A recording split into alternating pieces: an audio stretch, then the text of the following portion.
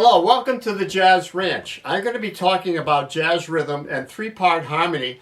I'm going to be using the song Fly Me to the Moon, and it's from my book, my two-volume book. This is Volume 1, Chapter 12 on jazz rhythm and phrasing.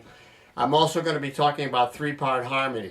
And this arrangement, you can download it or you can go to my book and you'll find it in my book under Chapter 12 on page 75 of Volume 1.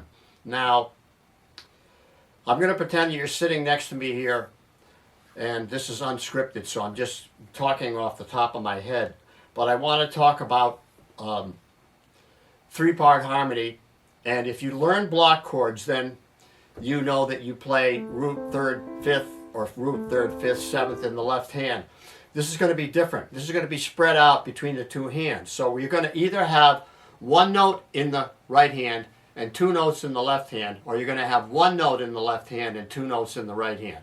That's all it is, and this is easy to play. You can learn this by reading it, or you can learn it by theory, which is even better, or a combination of the two. If you understand the theory, you'll be able to take any song and develop three-part harmony, construct three-part harmony. You eventually want to get to four-part harmony, but I'm going to show you what three-part sounds like. Now I'm going to take the first four measures of Fly Me to the Moon. I'm going to play it just starting out the way you want to practice it now. You want to practice the melody first. So that's obvious, right? So this is it.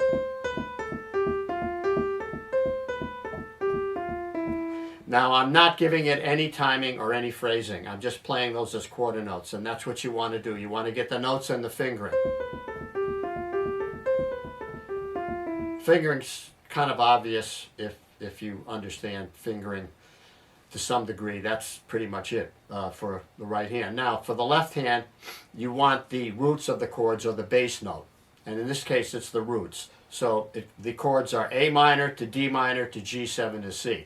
So we're starting out in the relative minor of A minor relative to C major, and then we're playing a 2-5-1 or D minor G7 C. So we're moving from relative minor into the relative major. And then we do the reverse of that in the next four bars, so you'll hear that. So let's try the next step, which would be the melody and the bass note. So you'd have this.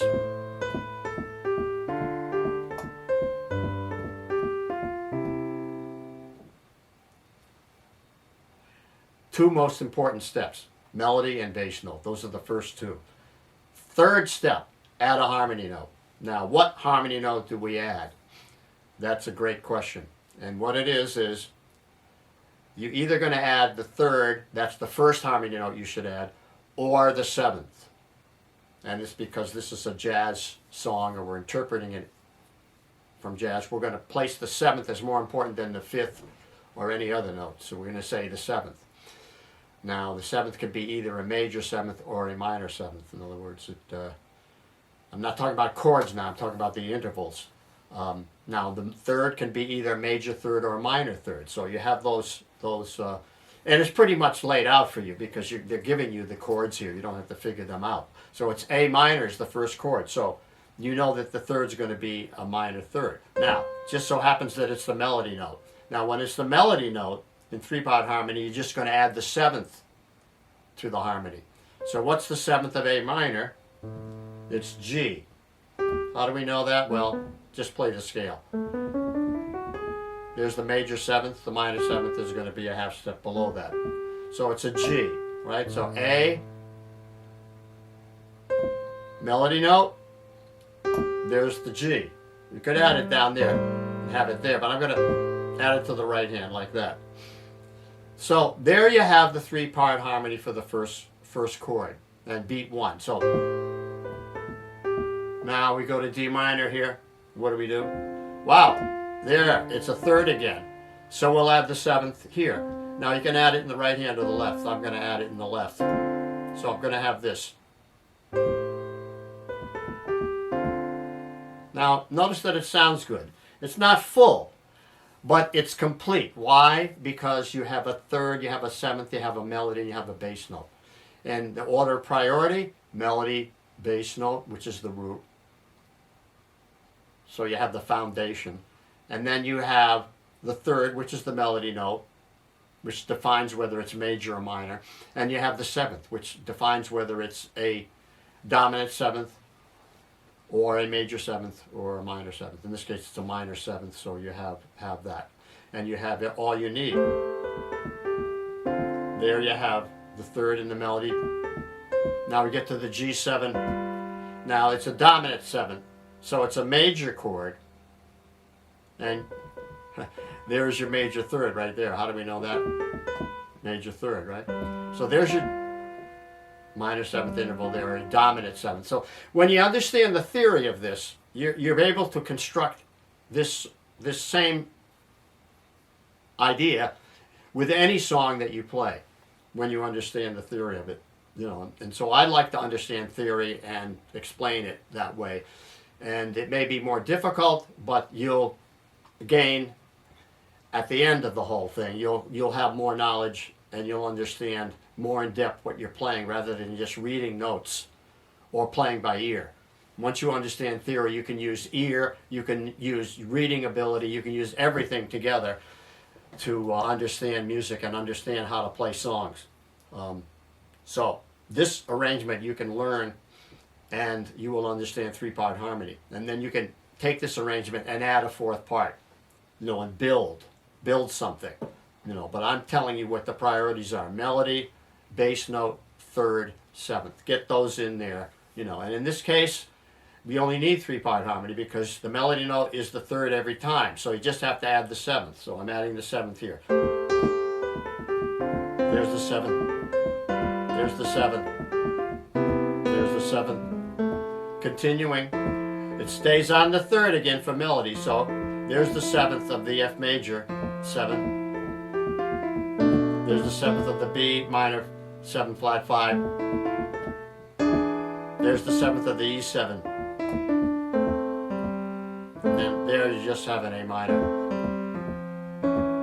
Here you have a D minor. There you have a G7. I have a little melody there, just the seventh there.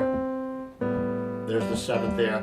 You see, so that's what you want to do here. So you want to learn this arrangement by playing it as written, and then figure out how it's working, you know, in terms of theory. How you're adding the seventh, and how you're adding the third when you need whatever you need to fill out the harmony. Now, to add a fourth part, you're going to get a different sound. Slightly different, not major, but listen, here's the three parts.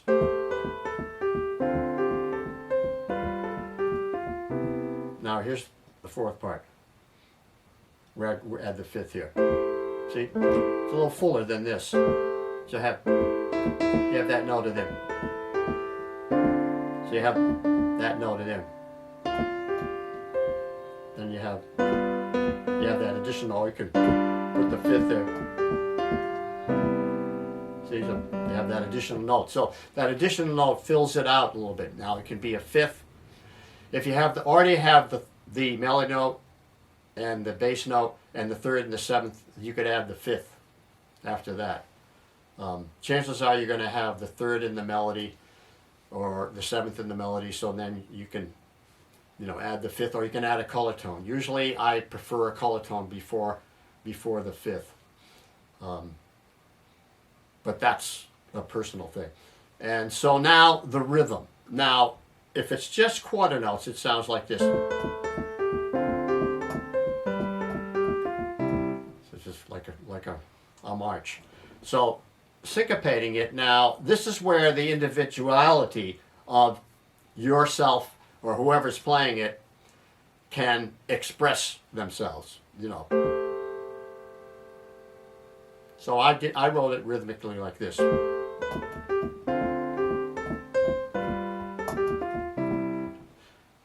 Simple enough, but it's if you count it, and you should be able to count it, it would be 1, 2, and 3, and, right? 1, and 3, and, 2, 3, 4, and. So I'm hitting upbeats there.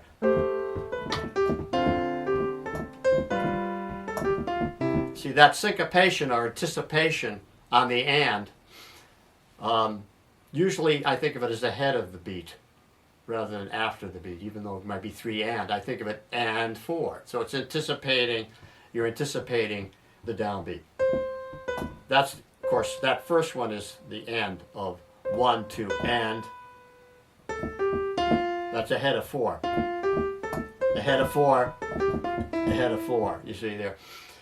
So I might interpret it different than that. I might go, or I'm embellishing the melody, and this is so key and paramount to jazz, is that you get a feeling for how to phrase a melody with syncopation. And it's in many ways the most difficult thing. I think syncopation and timing is the most difficult part of playing jazz. I don't think that the melody or harmony is as difficult as that. I think but it's different for everyone. For you, it might be the rhythm is really easy and the harmony is too complex. You know, sorry, we're all different, but you know, I think for most students, the rhythm is the thing that I have to concentrate on with students is to get their rhythm good. Because you want it to swing and you want it to sound smooth and you want it to sound good and in a groove, and with good syncopation and timing, you can play it to a metronome, but you're loose. You're not tight with it. You know.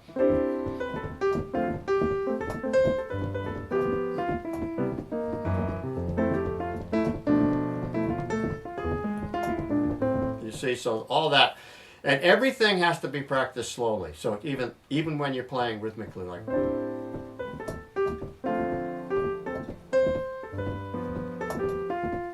Now this is the most difficult thing, and for many people, they'll never get it. I know if you get this and you're able to play off the beat like that, syncopated, then chances are you're going to be a good musician. If you don't get that, then you might enjoy playing, but you won't become a professional, or you won't be able to necessarily play with other musicians. But timing is everything. You know, timing is the most essential thing. If you listen to any great musicians, listen to Thelonious Monk and listen how good his time is, how good his phrasing is, and how he can play right, you know, right with a rhythm section in the center of the beat, you know, behind the beat, ahead of the beat. You know, Ahmad Jamal's another great example of a great rhythmic player. They're all great. Bill Evans is great. Oscar Peterson is phenomenal. They're all, you know, Chick Corea, Herbie Hancock, Keith Jarrett. They're all incredibly rhythmic players, and time is rock solid with them. So that's what we all strive for, is to get that essential ingredient. So now check out my book, check out my links. I have special sales going on. If you write to me, I'll give you discounts. So we'll have a sign off, and thanks for watching. We'll see you next time. Bye-bye. Signing off from the Jazz Ranch. Thanks so much for tuning in today. I want to give you a little shout out on my book. This is my book called Jazz Piano Methods and Songbook for Professional Playing. I've sold thousands of copies. I have a special sale going on right now. If you buy my book, you'll get my 140-page appendix of exercises for free. All you have to do is order my book through my website and then write to me, and my email address is below, and I will send that to you directly to your email.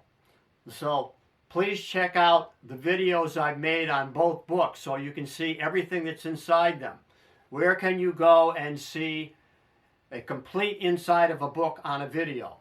Only here at the Jazz Ranch. So thanks for tuning in today. Please give me a comment. I love to hear from you. I always answer all comments. You'll see that I do answer all comments if you give me enough time. And until next time, in the words of my great friend upstairs, Hermie Dressel, I'll say, swing loose. We'll see you next time around. Be cool. Bye-bye.